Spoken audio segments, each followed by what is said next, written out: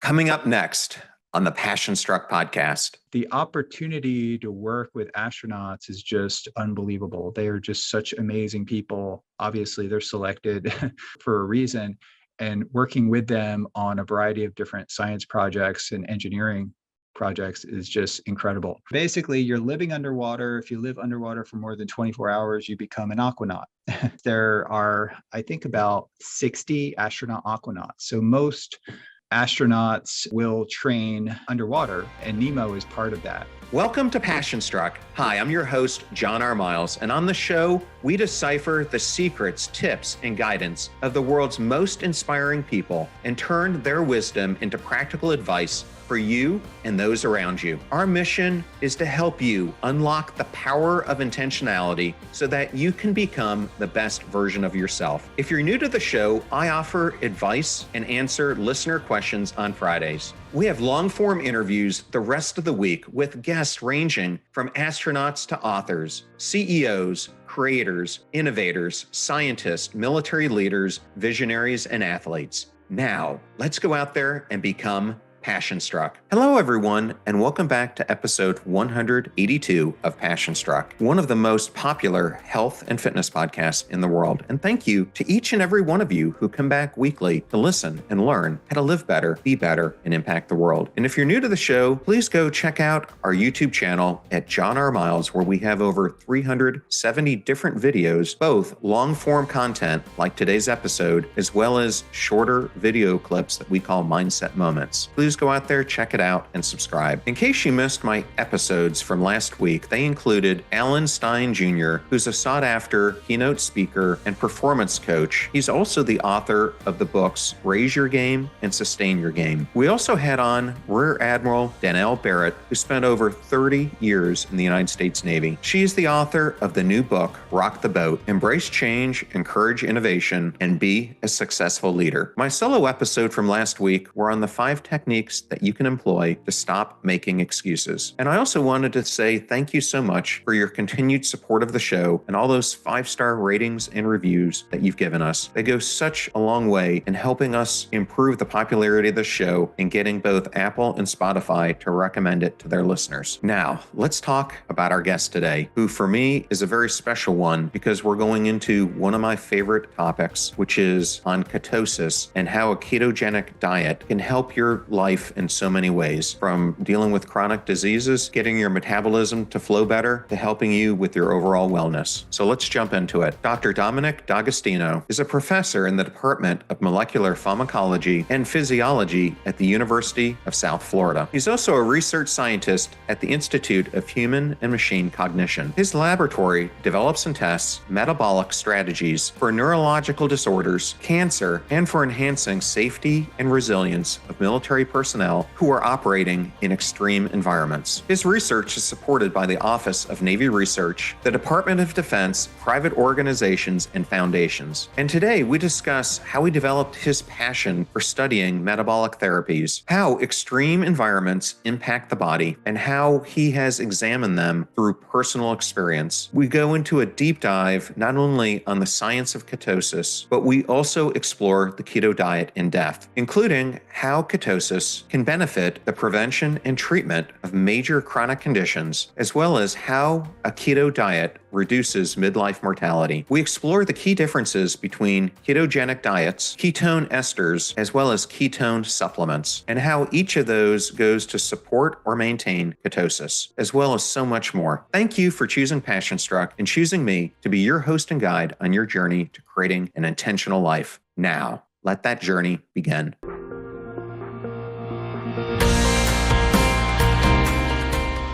I am so ecstatic to welcome Dominic D'Agostino to the Passion Struck podcast. Welcome, Dom. Thanks so much for having me, John. I appreciate being on. I am ecstatic that you're here, as I said. And I wanted to ask, we all have moments that define us. Can you tell me about a moment that shaped you and how?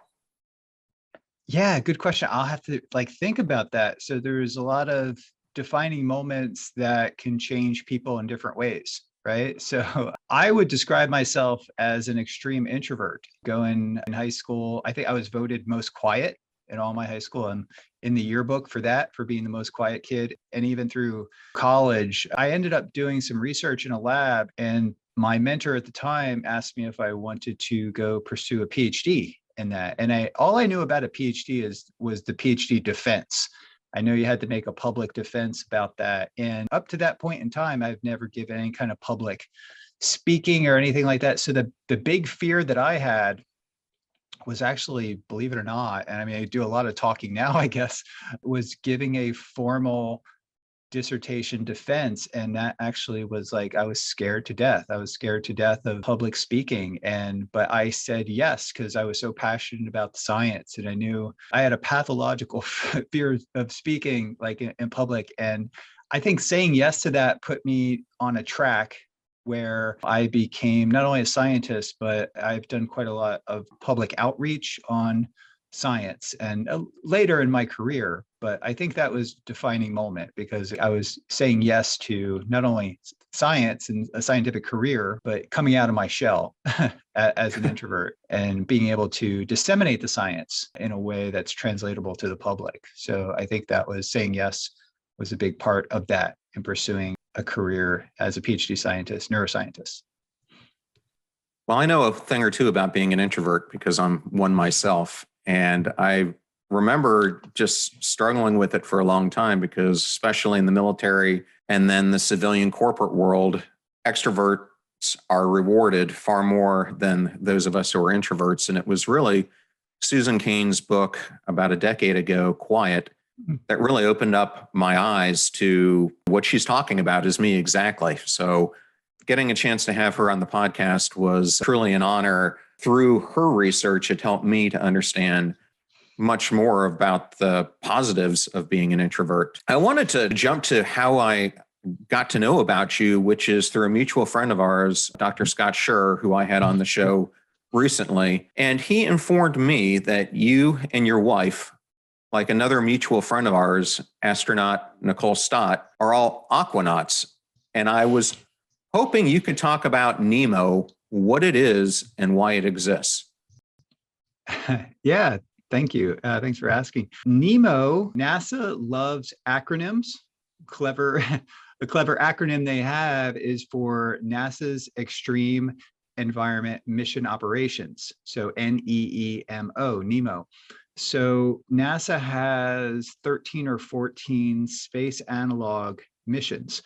A space analog is a simulation that will simulate what life is like on Earth. And these NASA or space analogs help to train astronauts, vet out technologies, vet out procedures, and vet out people. Although NASA's NEMO is really the only astronaut training analog. So the other analogs like Hera and High Seas, and there's a few others, actually just have everyday people as part of them, whereas the NEMO is quite different. It is really an extreme environment. So NEMO puts astronauts and occasionally scientists, and I was honored and very grateful to be part of the NEMO mission 22. My wife was on NEMO 23. You live underwater and with astronauts it's part of their training for space.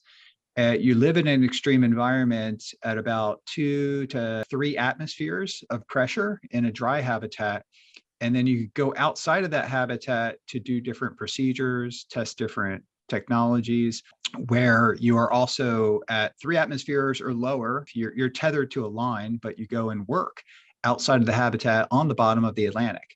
And they set it up. It's a NASA mission. So folks from NASA come at the site. There's NASA mission control. It's got communications. It uses NASA playbook. It's all part of the integrated into it, where the mission, you have to train for it, be selected for it, and then train in advance at NASA, and you have to do a swim test. So basically, you're living underwater. If you live underwater for more than 24 hours, you become an aquanaut. There are, I think, about 60 astronaut aquanauts. So most astronauts will train underwater, and Nemo is part of that. And you do a variety of different science projects. We've had about a half dozen different projects. And some of the things that I was involved in is basically looking at how the microbiome changes in this extreme environment. Looking at, my wife is a cognitive neuroscientist, so we look at stress, we look at, do a general anxiety test, we measure cortisol, we measure blood parameters, we measure sleep changes, blood flow to the brain, and then NASA has a whole bunch of objectives and things that they want to test. So that gets incorporated into the timeline. And you are a crew, just like a crew would be on ISS, and you wake up every morning early and you get right to work. And it's just like almost like being in a lab you're pretty task loaded. So it's kind of a high stress, extreme environment, but the opportunity to work with astronauts is just unbelievable. They are just such amazing people. Obviously, they're selected for a reason, and working with them on a variety of different science projects and engineering projects is just incredible in this environment. So I could talk about different aspects of it. There's a variety of different experiments that we did on it, but it's really the experiments that we did is to understand physiologically and psychologically what happens when you put people together in a confined space. Physiologically, it's amazing how adaptable we can be living in what's called saturation. And a normal, under recreational diving protocols, you never have to decompress. You go down and with it, you stay within decompression limits, and then you come up to the surface, you do a safety stop. But when you're living in saturation, to come up to the surface, our being underwater for 10 days involves 17 hours of decompression to get to the top. And my commander, Shel Lindgren, who is the commander on ISS right now, actually, he went up on SpaceX Crew 4. He had tweeted as we were going to decompress to come up to the top at the end of our mission, that it took him 5 hours to get from the space station back down to Earth. But to get from Aquarius habitat back to the surface of Earth, it was going to take 17 hours. So it actually takes longer to emerge out of the Aquarius habitat is where Nemo is conducted. So it really is an extreme environment. And if something goes wrong in that environment and you need medical attention and things like that, then it becomes very logistically interesting to correct things that go wrong in the habitat. So you have that element of danger. Yes, just as it would in space. Yes, absolutely.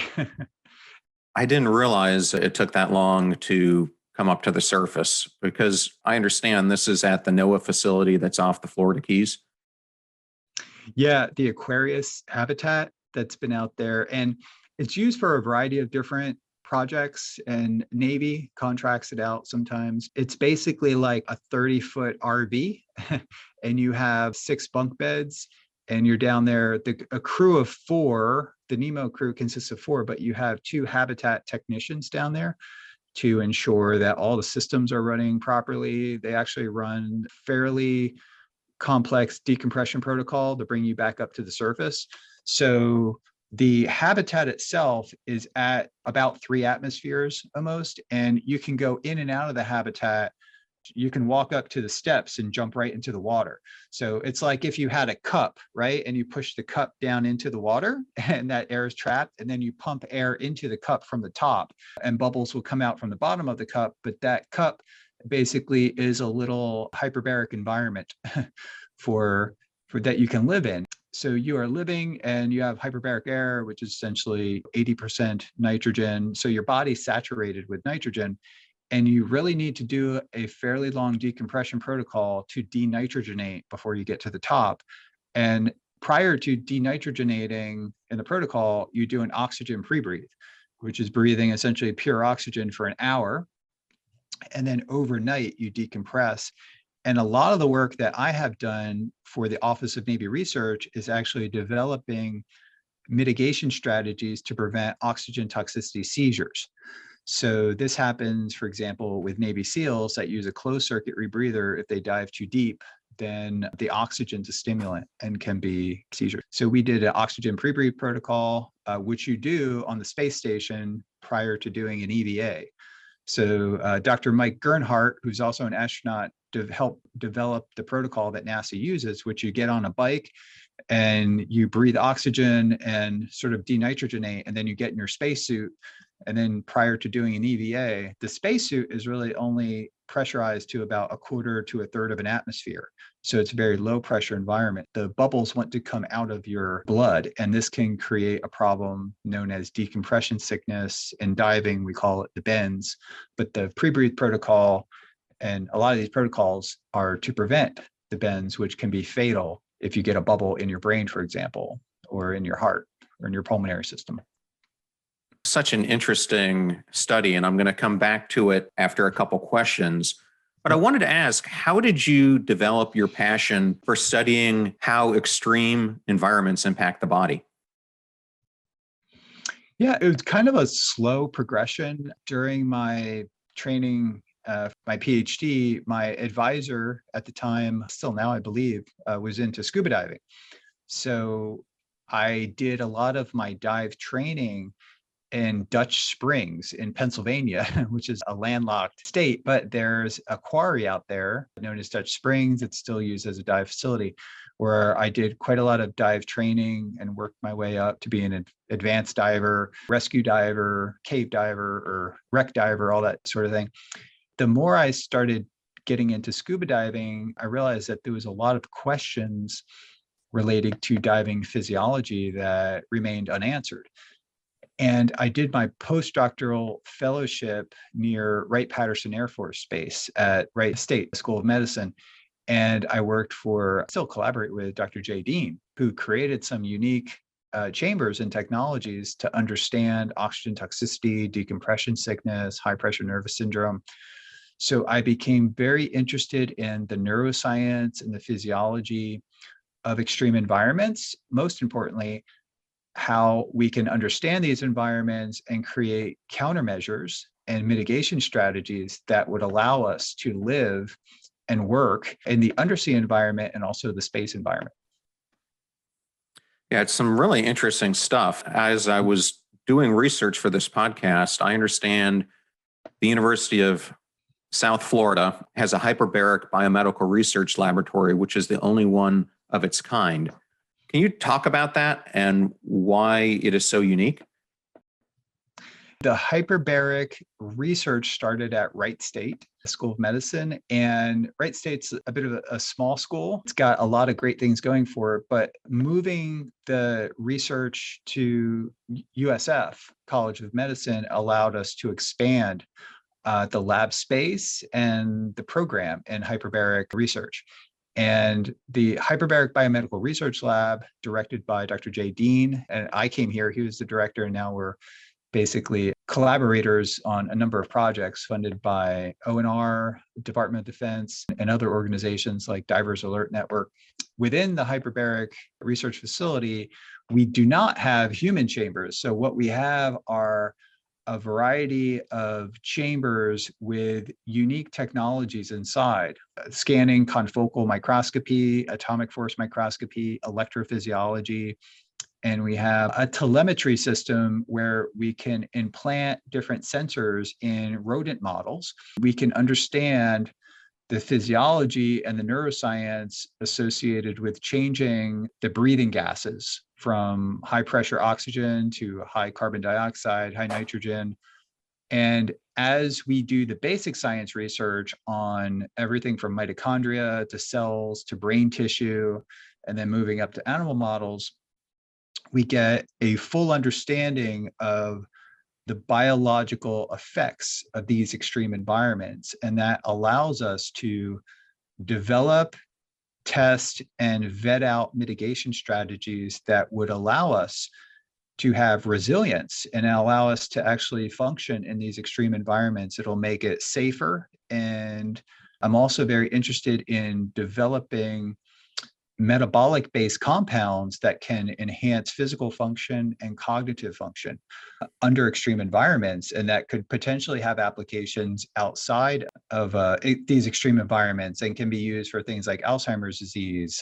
A lot of the research that we did with Department of Defense funding and technologies, it just happened that we studied some cancer cells and noticed that cancer cells die under high pressure oxygen, whereas the healthy cells would live. We developed ketogenic diets and also ketone supplements as a neuroprotective countermeasure against oxygen toxicity, and observed that the neurons, the brain cells, actually function more efficiently when they're burning ketones as an energy source. And it actually prevents oxidative damage and makes the cells more resilient. So we have moved those cell experiments to animal models, and now we have studies at Duke, and we have clinical trial with ketogenic diets, exogenous ketones, ketone supplements.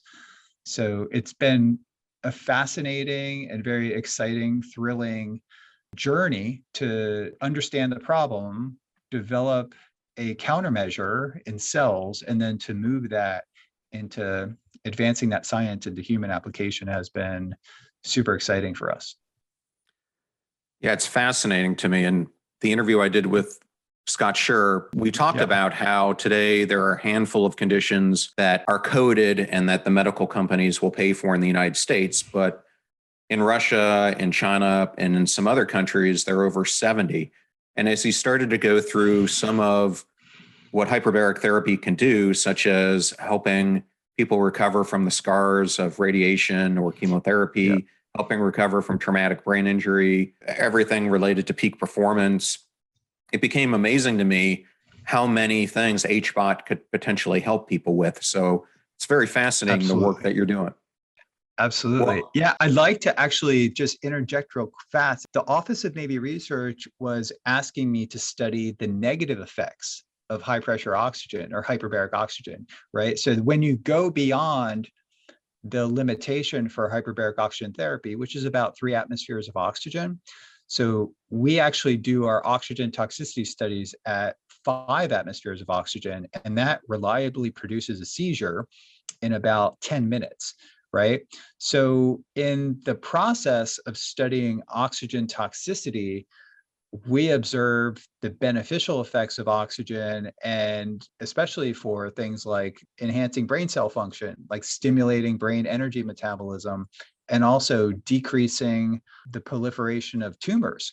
So one of the things that we have published on is actually the use of hyperbaric oxygen as a means to prevent the spread of metastatic cancer, and in combination with a dietary therapy, a ketogenic diet, it is a viable approach, we think, for cancer management.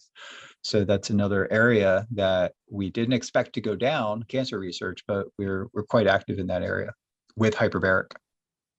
Well, it's an area that I'm really concerned about because I have a sister who at one point had stage 4 pancreatic cancer, survived it. So she has already approached many of these diets that we're going to talk about today, but I didn't realize that about HBOT as well. So it's definitely something when I see her here in a couple of weeks, I'll talk to her about.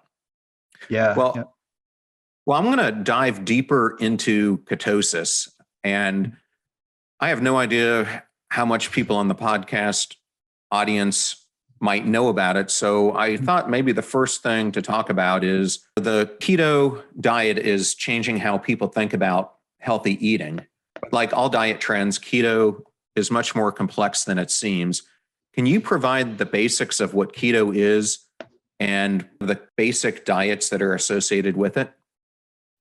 To be honest, when I was a postdoctoral fellow and researching anti-seizure neuroprotective strategies for military operations, I stumbled upon, in searching anti-seizure strategies, I saw that the ketogenic diet was actually used when anti-epilepsy drugs fail. And that piqued my interest because I went through a dietetic program at Rutgers University, and we didn't really talk about the ketogenic diet, maybe brushed upon it for pediatric epilepsy. But the ketogenic diet is really, the definition is a medical therapy that is a macronutrient, which means it has a certain percentage of protein and fat, primarily fat, with adequate protein, moderate protein, and then low carbohydrates. Very restricted, to the point when you follow this diet and you do blood work, it looks like you're fasting, meaning that your insulin level is very low, your glucose lowers, your glucose response to a meal is almost non-existent. I'm wearing a continuous glucose monitor on the back of my arm here. I ate a ketogenic meal for lunch and there was absolutely no effect on my glucose. It's a diet that is a medical therapy that is the only diet that we know of that is objectively defined by an elevation of a biomarker. So that biomarker is urine, blood, or breath ketones. And the ketone bodies are acetoacetate and beta hydroxybutyrate. So there's no other diet that is defined by the elevation of a biomarker. So this makes it very interesting scientifically because you can precisely adjust the macronutrient ratios, fat, protein, carbohydrates, to achieve a certain level of ketosis that then becomes a therapeutic modality for the metabolic management of metabolic disorders. Like there's inborn errors of metabolism where the standard of care is this diet, and seizure disorders. And it tends to work for a wide variety of seizure types. So what our lab has done is sort of furthering the science of ketogenic therapies to creating ketone supplements that could then be administered with a standard diet. The ketogenic diet is a diet that has a specific macronutrient ratio and is a diet that is defined by an elevation of ketones, which can be measured with commercially available technologies that you can get at any CVS or Walgreens or even Walmart and Amazon, a blood ketone meter or ketone strips. So another device that came out recently is the BioSense breath ketone meter. And you can blow into it and it registers your breath acetone, which is also a ketone body that you produce when you're metabolizing a lot of fat. And for people that are following the diet as a fat loss diet, when you blow into a BioSense device and you see the acetone elevated, the carbons from that acetone are entirely from fat. So your level of ketones will directly correlate with the level of fat that you're burning. So independent of epilepsy or Alzheimer's disease or cancer, the therapy for that, for people who just want to lose fat, your ketone levels are a very precise measurement. I cannot think of a more precise way to measure that your body is in a fat burning state than an elevation of ketones. It directly correlates with fat oxidation in the body. So in that way, a ketogenic diet and also intermittent fasting, these things elevate ketones and it becomes a good objective biomarker for fat loss. Yeah, so I think my follow-on would be, how do you hack those biomarkers? Great question. I would preface this by saying that if you want to start on a ketogenic diet, to really do your research. Not all ketogenic diets are constructed the same way. There's healthy ways to do it and non-healthy ways to do it. And you want to make sure that your kidney function is good, your liver function, things like that. So it is initially a stress to your body because it forces your body to go from burning carbohydrates for fuel to burning fat and ketones for fuel. And this changes our physiologies in ways that are sometimes unpredictable, but the majority of changes that happen rapidly and a very significant majority of changes that happen long-term are very positive. So there's very, very positive changes in cardiometabolic biomarkers that are responsible for our long-term health. And probably most importantly, ketogenic diets can cause rapid weight loss. That's usually a good thing, but people tend to do a yo-yo diet. They go on ketogenic diets and then they go completely off. For the large majority of people just wanting to use the ketogenic diet for weight loss, it is highly effective for that. But more importantly, it's very effective for weight loss maintenance. So a lot of diets will allow you to lose weight. It's harder to sustain that weight loss. So you could potentially use a ketogenic diet to get down to your ideal weight and then gradually add some carbohydrates back in, ideally not in the form of sugar or processed carbohydrates or even starch, but add carbohydrates back in the form of vegetables and maybe a small amount of fruit. And then you can gradually tweak the diet to maintain that weight loss and to preserve the benefits that are associated with that weight loss. There's different ways to implement the diet, and there's healthy ways and there's not healthy ways. So what I would advise to do more of a Mediterranean style modified ketogenic diet, which is essentially a ketogenic diet that's rich in fish, poultry, eggs, red meat, limited red meat to some extent, but has a lot of salad greens and what we would call fibrous vegetables. So vegetables that are mostly non-starchy, so above the ground vegetables, not potatoes, not sweet potatoes or white potatoes or things like that, but basically vegetables that grow above the ground, no grains. And what you'll find is that a host of metabolic parameters will increase and improve over time. And this will typically allow weight loss and sustain weight loss without having to count calories for the large majority of people. And that's pretty important because the whole basis for diets and weight loss has been to count calories. And a low carbohydrate diet that doesn't even need to be ketogenic diet, which doesn't even need to be severely carbohydrate restricted, typically changes our appetite regulation in a way that allows us to be more satiated with the food that we're eating. And by virtue of regulating glucose, blood glucose control, we call this glycemic variability, and that can be measured with a continuous glucose monitor. Without the wild fluctuations in your blood glucose, people realize that they don't have cravings like they do eating a carbohydrate-based diet, and that has significant effects for long-term weight management. Since you've brought it up twice now, I have to ask you about the study you're doing on continuous glucose monitoring. What is the purpose of the study? How can you use it to look at daily stress to reduce things like depression and anxiety?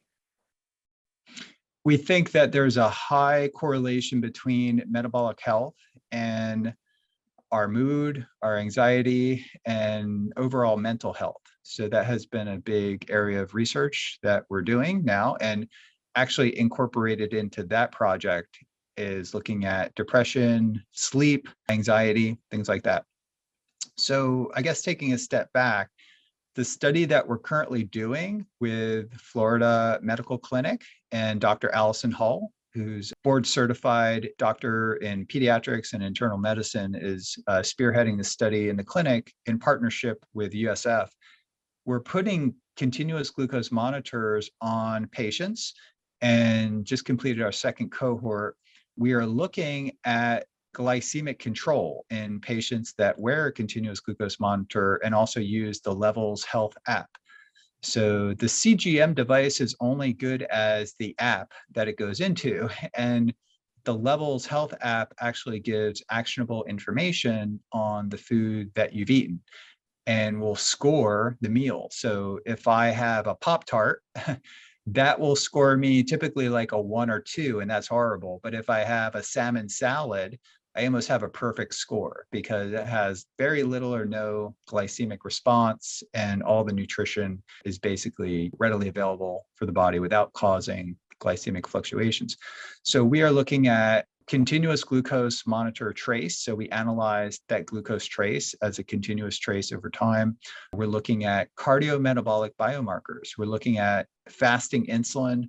We're looking at inflammation as high sensitivity C-reactive protein. We're looking at hemoglobin A1C and correlating that with glycemic control. And then as far as mental health, we're doing tests like the GAD-7, PHQ-9, which looks at general anxiety test. The Florida Medical Clinic has a test to assess your overall mood and your outlook and things like that. We have a sleep questionnaire. One of the really interesting things that we observed in non-diabetic, non-obese people is that many people had non-alcoholic fatty liver disease, or the precursor to that, we call that hepatic steatosis, which means a fatty liver, essentially.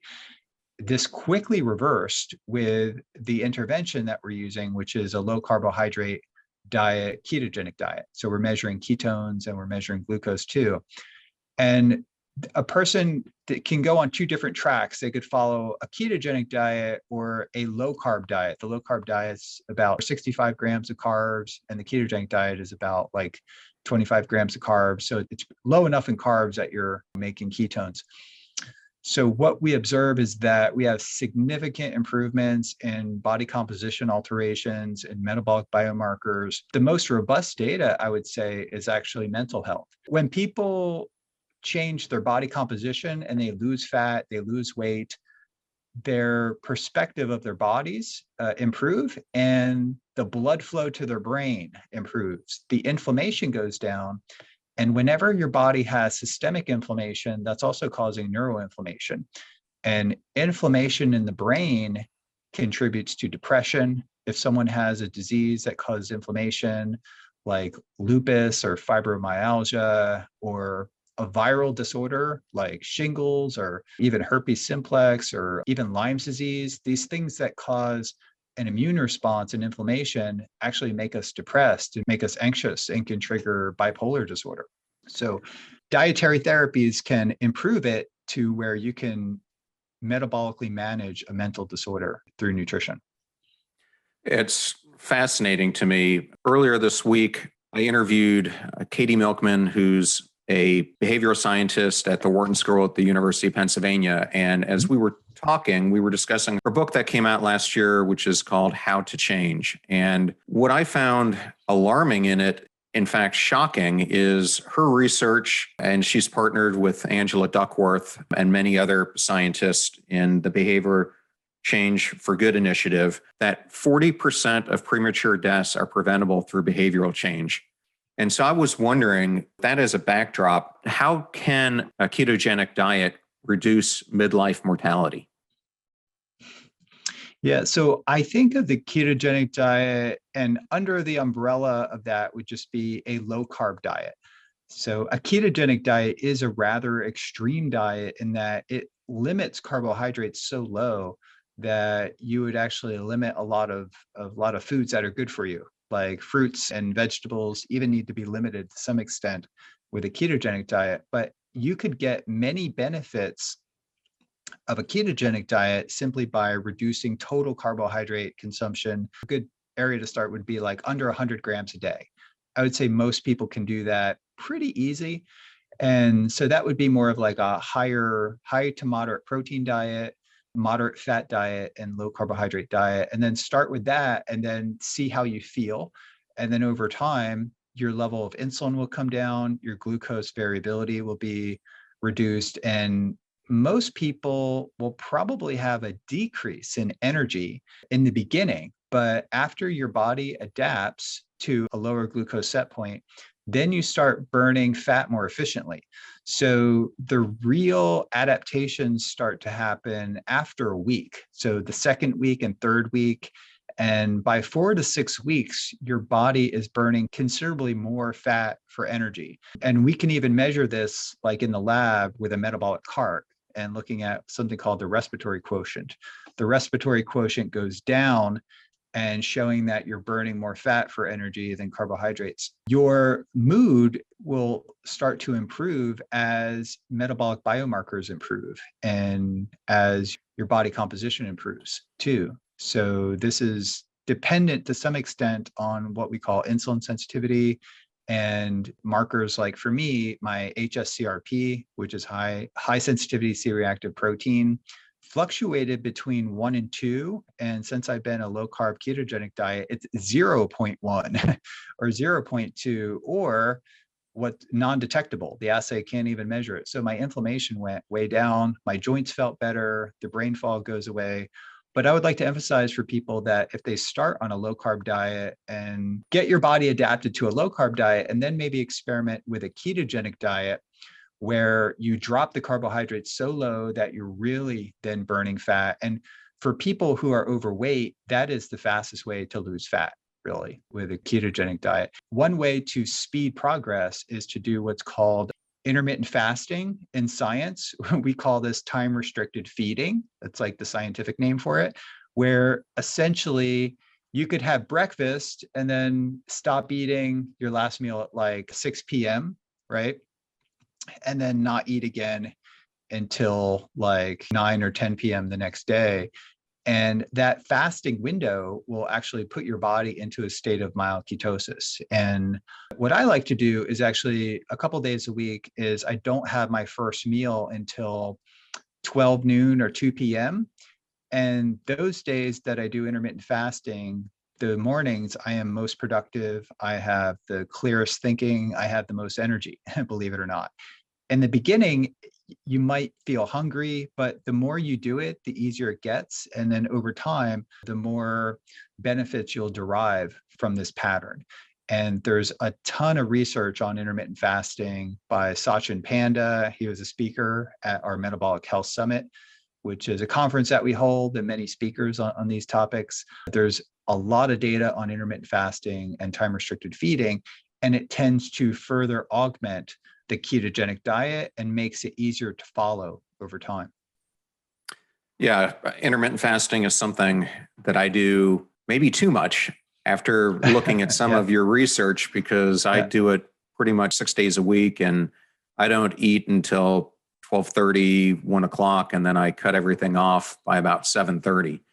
Oh, fantastic. But I found for me, just as you're saying, I get up every day at 5 a.m. From 5 a.m. till noon, I'm rock star performance. And I get sluggish maybe right now as we're doing this interview later in the afternoon. But I have found that since I've been on this diet, which has been about 18 months now, my cognitive performance has improved. My sleep has improved. I feel most of the time like I have more energy. And then I experimented with nootropics, which, really augmented it and took it to a next level, along with things like athletic greens, et cetera. So given that you're an expert on this fasting, what are your guidelines about intermittent fasting, and how does combining that with ketosis benefit you even more? Yeah, good question. We've done work in rodent models, and now human studies are being done to basically show that if you do a low carb diet or a ketogenic diet, you could facilitate what's called metabolic switching. I think that's a term coined by Dr. Mark Mattson at Johns Hopkins. He's at the NIH too.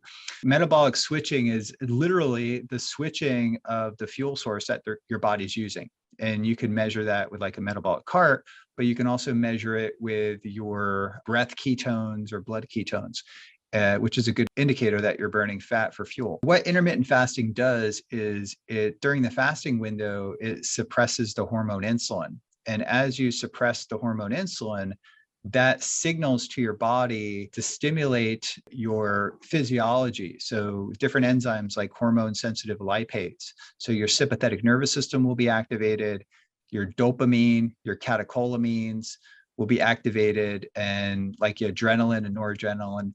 And this will work to basically cause your fat cells to release fatty acids for fuel during the fasting window. And the brain really cannot use fat for energy. The fat does not cross what we call the blood-brain barrier.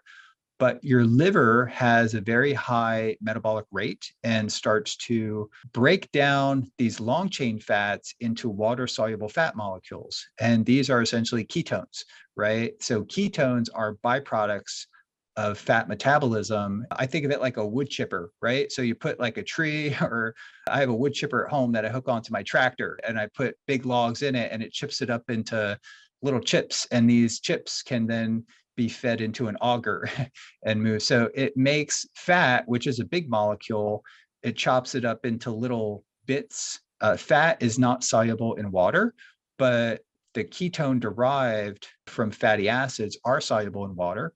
And these are transported to all our tissues. Our heart functions more efficiently off ketones.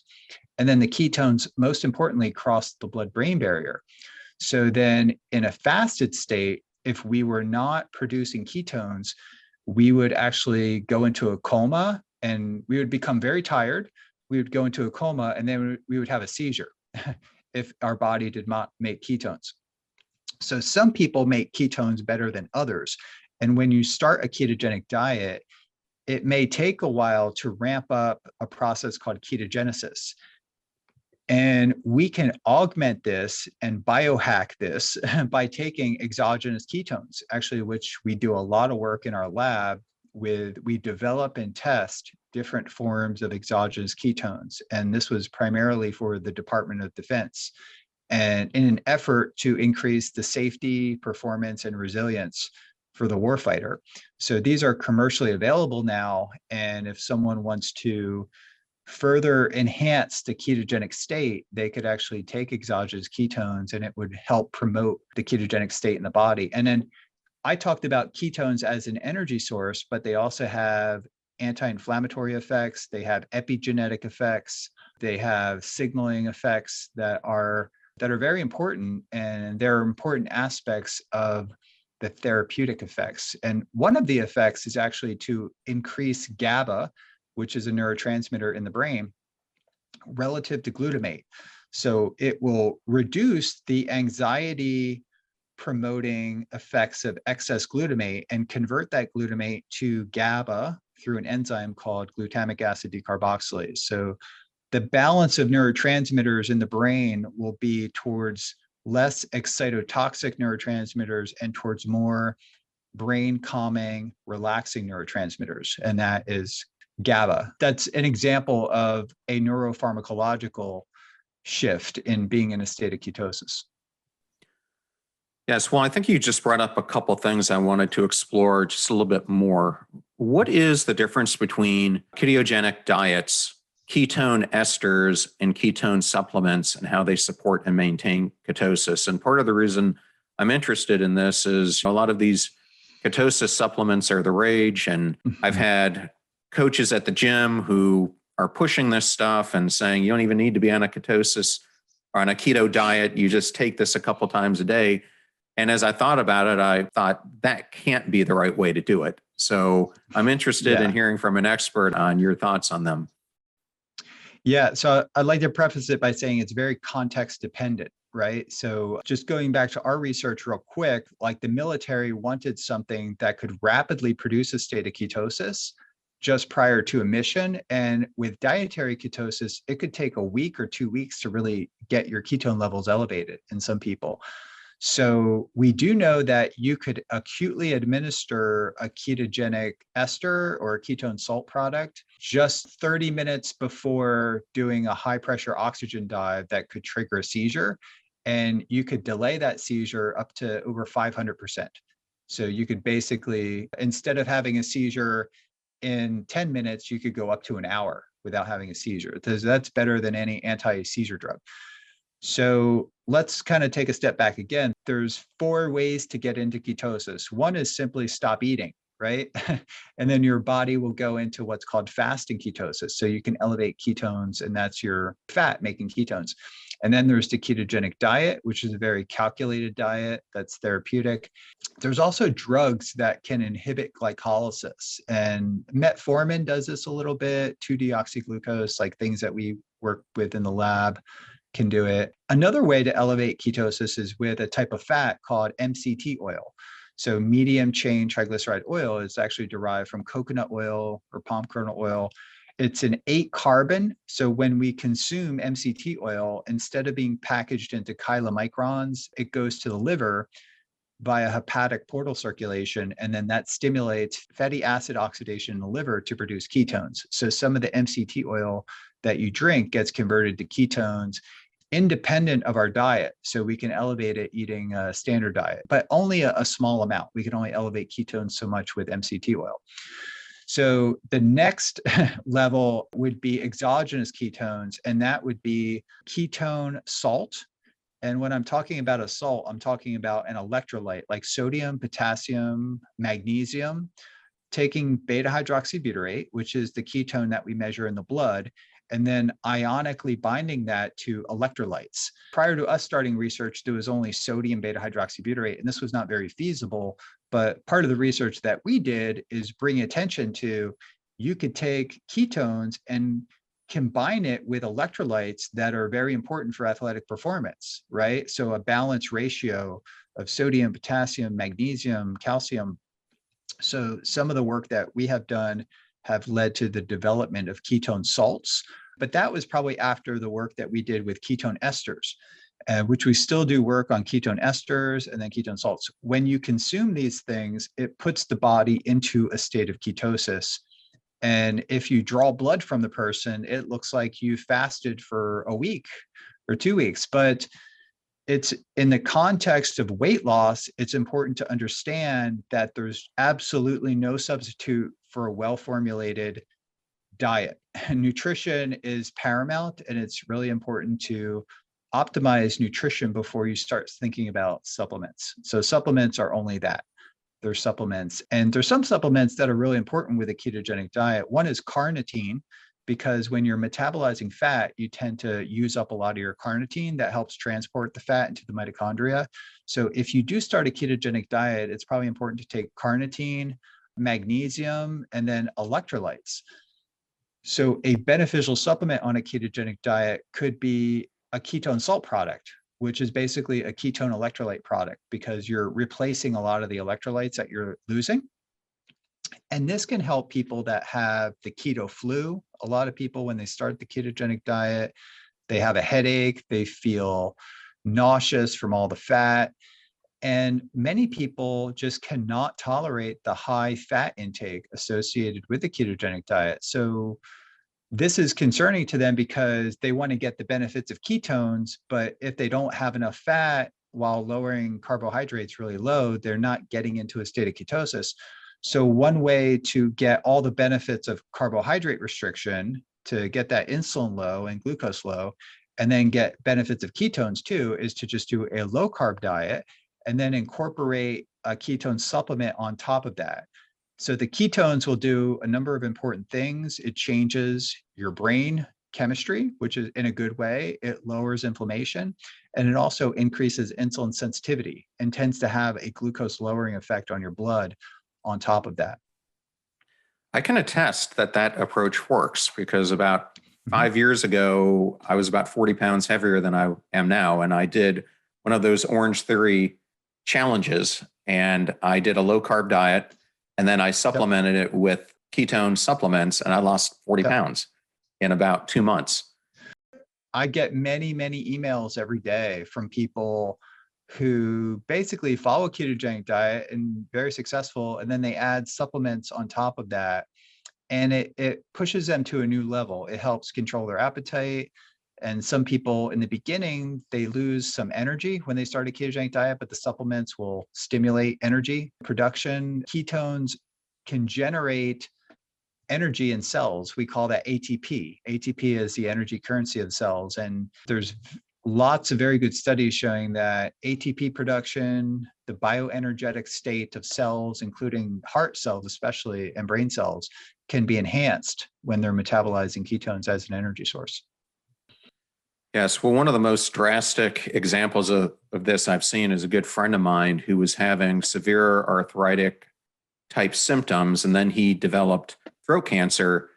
And as he was going through the beginning stages of being treated for the cancer, he went on a keto diet, which he's been on now for 5 or 6 years. I'm not a medical doctor, so I can't say if this is something that was associated with the keto diet, but his tumor shrunk to the point that they were able to operate, and he didn't have to get chemo or radiation. But more importantly, he's now been 7 years pain-free. And I think a lot of it has to do with getting rid of the inflammation that was probably impacting that.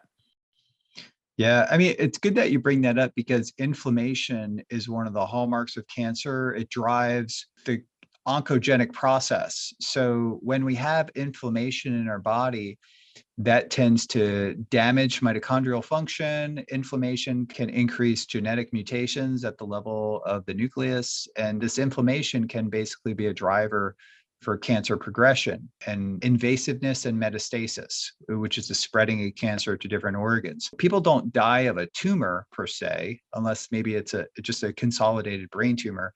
They die of the metastatic spread from the primary tumor to distal locations like the organs, like the kidneys and the liver and other areas. Like with pancreatic cancer, it tends to spread to different areas. That is fueled, we know this in cancer biology, that is driven primarily by inflammation. So if someone has cancer and is fighting cancer, or they were a cancer survivor, it's super important to track inflammation like HSCRP, and to ensure that you're following a dietary approach that keeps inflammation as low as possible. Yeah, probably also taking some turmeric, which I like to do on a daily basis. Yep, turmeric's great. And taking it with fat increases the bioavailability of tumor. A couple studies, one I'm thinking of, increases the bioavailability up to 400% when you take turmeric with fat. Like you could take it with, if you're cooking with it, you can cook with some coconut oil or something like that, and that will enhance dramatically the bioavailability of that turmeric to get into circulation. Yeah, I was also glad to hear you brought up magnesium. I have an upcoming interview with Sarah Mednick. I'm not sure if you're familiar with her, but she's a scientist at University of California, Irvine, and one of the foremost experts on sleep. And she wrote a book on napping and a new one on the downstate. But she told me one of the most important supplements that you can take, which a lot of people do not take, is magnesium. And it impacts so many different things. And interestingly enough, as I was reading a book by Dr. Fitzgerald called Younger You, in her studies of looking at biological age, she also found that magnesium had a huge role to play in DNA methylation. Absolutely. Yeah, great you bring. I think magnesium is the most underrated supplement. If we're just talking about metabolism, the like 400 different metabolic reactions in different enzyme systems. And I mentioned it primarily because when I got a nutritional status blood work after following a ketogenic diet, it showed that my magnesium was low. That's probably because I was so carbohydrate restricted, I was taking out all the greens. So anything that is green leafy vegetables, the chlorophyll molecule basically has magnesium like at the center. So you're getting a lot of magnesium if you're eating a lot of greens, like you mentioned, athletic greens. So you're probably getting some magnesium for that. Magnesium is super important for sleep. It's important for metabolic reactions. I also teach neuropharmacology. I teach all the excitatory amino acid transmitters. And one of the glutamate receptors or transmitters would be the NMDA receptor. So there's the AMPA receptor and then the NMDA receptor. For example, in traumatic brain injury, it's an overactivation of the NMDA receptor triggers an influx of calcium, which causes brain inflammation and excitotoxicity in the brain. So it becomes very important to regulate the NMDA receptor. And magnesium plays a super important role in blocking the pore of the NMDA receptor. And if we lack magnesium, essentially we're going to have glutamate hyperexcitability that can trigger headaches, can trigger seizures, and can trigger a lot of consequences in the context of acute traumatic brain injury and also chronic CTE. So especially in people who have sustained traumatic brain injury, magnesium, making sure that your magnesium is on the high end of normal would be super important. It helps with headaches. It's super sleep supplement. I take it every night for sleep. BioOptimizers makes magnesium breakthrough, which is a chelated form of magnesium with an amino acid. It's super potent. There's also a supplement called Calm that you can get, and you can mix it. It's like a fizzy supplement that you can take, also good magnesium supplement. Yeah, magnesium is probably one of the most underrated supplements out there, and it goes very well with the ketogenic diet. I'm glad I'm doing that right. I take a chelated magnesium every single night myself.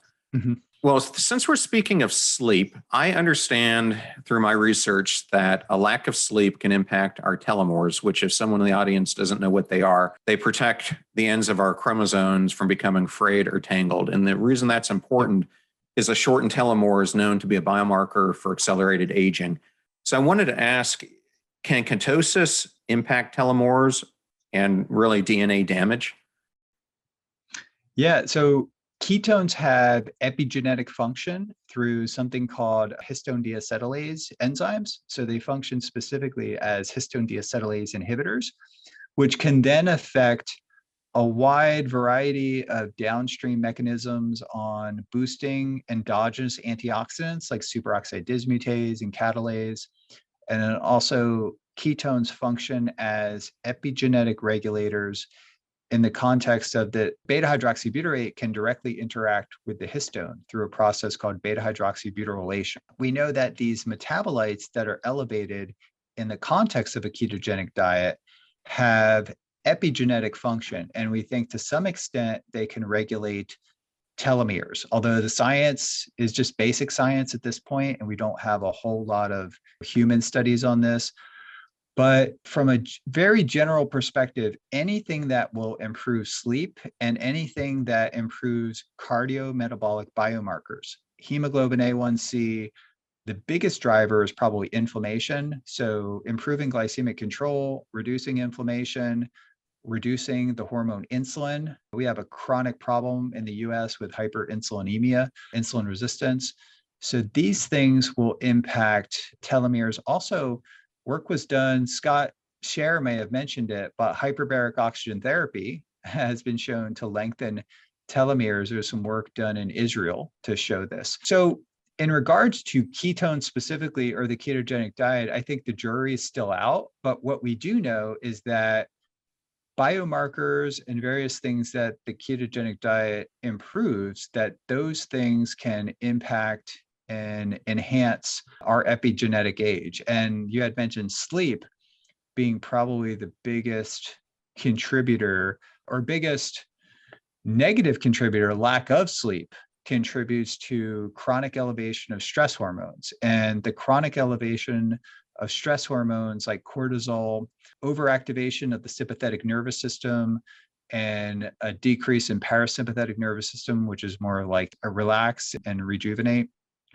that this is a huge driver for decreasing our telomeres and put you on the fast track towards aging. So sleep is very underrated. I actually, research that we did on NASA's Extreme Environment Mission Operations used various sleep tracking. We used the Aura Ring, which is great. I recommend it. We also used the Polar V800 to look at heart rate variability. Some of this we've published. For me, just going back to Nemo real quick, I actually only slept about 6 hours per night, but I had about 2 to 3 hours of deep sleep every night, which is, I went into a very deep sleep, and then I started my REM cycles early into the sleep pattern and had very consistent REM cycles.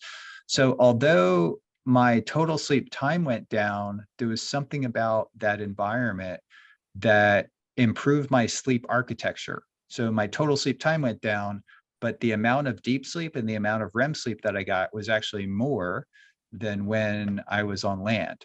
But sleep is also super important for the lymphatic system. So our brain has a lymphatic system, and when we sleep, the lymphatic system of the brain clears out a lot of metabolites and toxic intermediates that build up during the day, and helps to clear like amyloid and other toxic things that build up during the day. So if you're not sleeping, then you're not really activating the brain's mechanism for clearing toxic debris that accumulates throughout the day.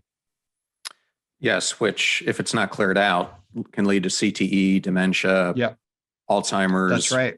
Yes. Unfortunately, I've had a number of traumatic brain injuries, so I have become very well versed on this because I do everything I can, including taking MCT oil, to ensure I'm trying to prevent as much of the downside that you can potentially have. I'm going to end on this question. You brought up metformin.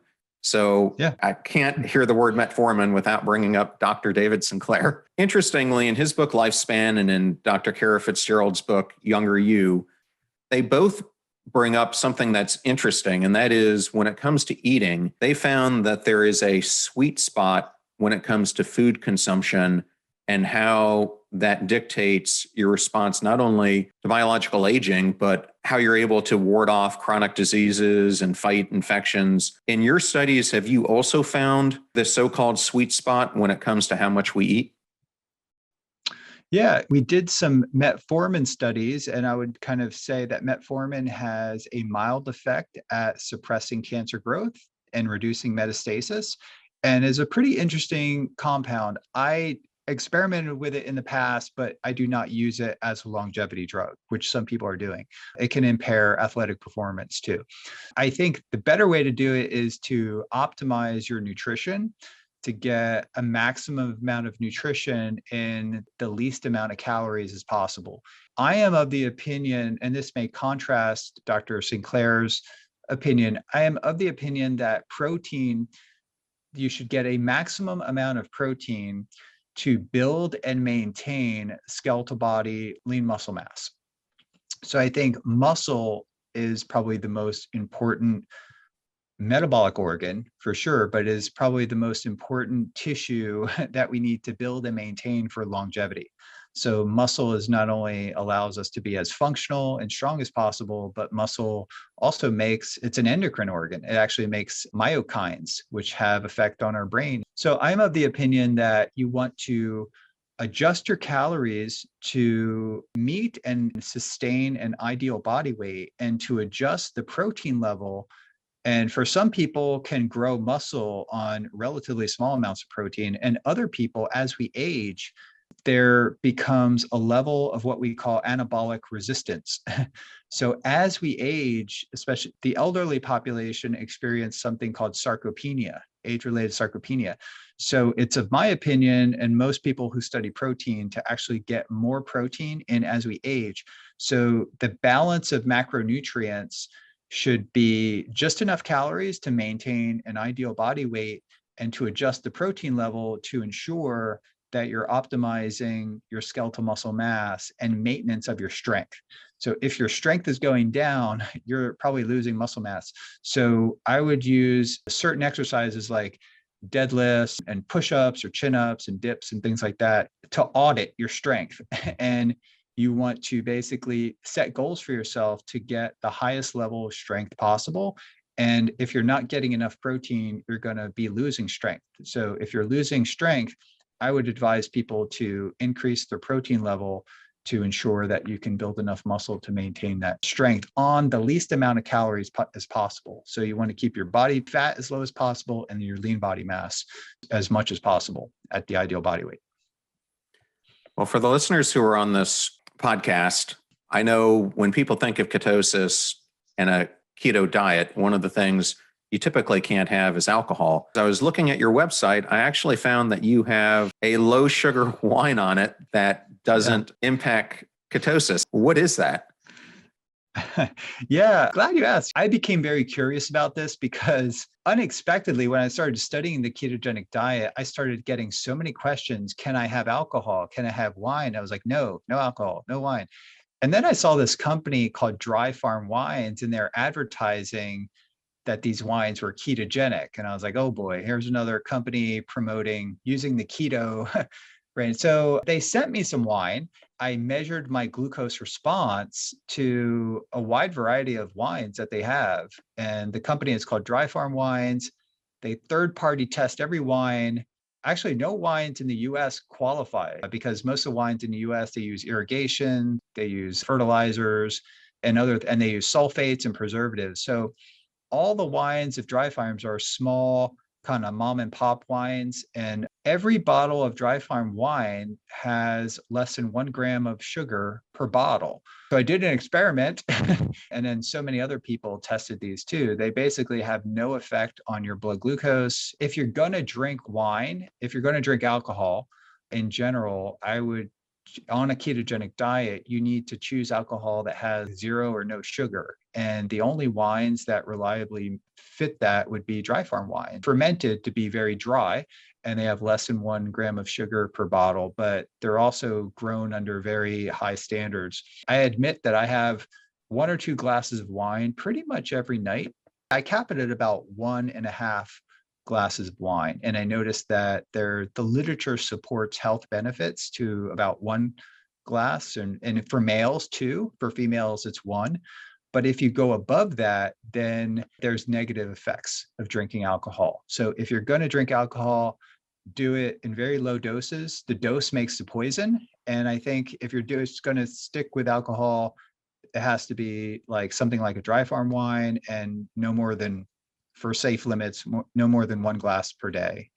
Not a glass that's a 16 or 20 ounce glass. We're talking about 6 to 8 ounce glass of wine.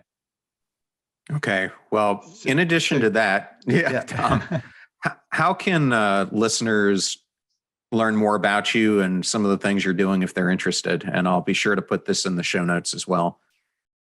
Well, sure. Thanks for asking, John.